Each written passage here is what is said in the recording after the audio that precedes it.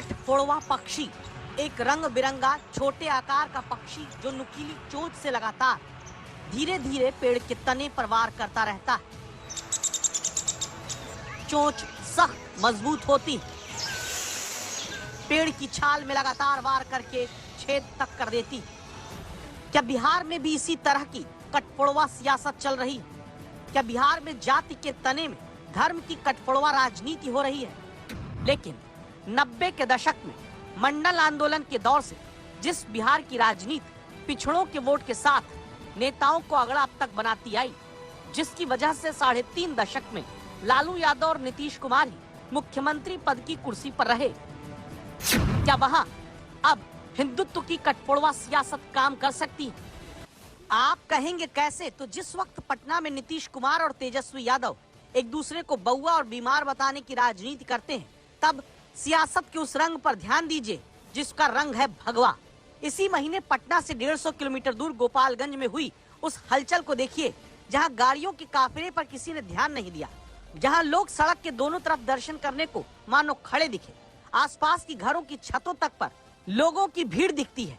गाड़ी जिस तरफ मुड़ती है, लोग या तो उत्सुकता से वीडियो बनाते हैं या फिर हाथ हिलाकर अभिवादन करते हैं।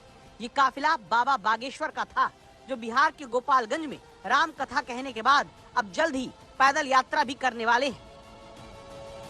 बाबा बागेश्वर का काफिला जब बिहार में सड़क से गुजरता दिखता है और जब पंडित धीरेन्द्र शास्त्री राम कथा कहने मंच पर बिहार में पहुंचे थे, तब दोनों हिस्सों में उन्हें देखने सुनने वालों की संख्या देखिए। ये हिंदू धर्म के वो लोग हैं जो वोट जातियों के रंग में बंटकर अलग अलग देते हैं, लेकिन अभी बाबा बागेश्वर की कथा के मंच से एक मंच पर एक साथ हैं हिंदुत्व के रंग में रंग कर, जिन्हें बाबा बागेश्वर कहते हैं। हिंदू राष्ट्र की आवाज कहीं से अगर उठेगी तो सबसे ज्यादा बिहार से ही पहले उठेगी। हाँ, ये पक्का है, ये हमारा भरोसा है, निजी कॉन्फिडेंस। ये राम का देश है, भगवान कृष्ण का देश है। हमारे तन में जब तक प्राण रहेंगे तब तक हम हिंदुओं के लिए जिएंगे और हिंदुओं के लिए मरेंगे।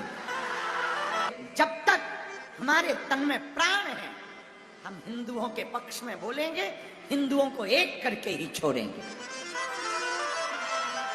क्योंकि हमारी भारत माता के ऑलरेडी बहुत टुकड़े हो गए।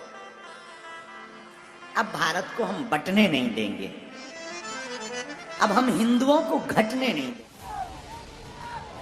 जिन लोगों के सामने हिंदू और हिंदुत्व का रंग कथा के जरिए बाबा बागेश्वर बिहार में बिखेर रहे हैं, उन्हें बिहार के जाति समीकरण के रंग में देखें तो सवर्ण 15% से ज्यादा है, अति पिछड़ा 36%, ओबीसी 27% से अधिक, दलित 19% से ज्यादा।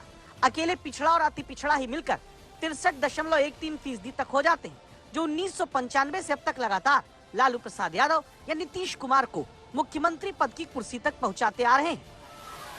क्या उसी पिछड़ा अति पिछड़ा की राजनीति का रंग बाबा बिहार में हिंदुत्व के रंग से बदल सकते हैं?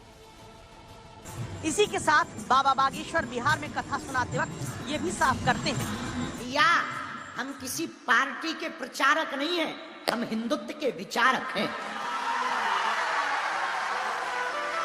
खुद के पार्टी प्रचारक न होने की बात कहते पंडित धीरेन्द्र शास्त्री बिहार में जो शब्द बोलते हैं उस पर गौर करते हुए तुलना करें तो मुख्यमंत्री योगी आदित्यनाथ कहते हैं बटेंगे तो कटेंगे, और बाबा बागेश्वर बिहार में कहते हैं भारत बटने नहीं देंगे, हिंदू घटने नहीं देंगे।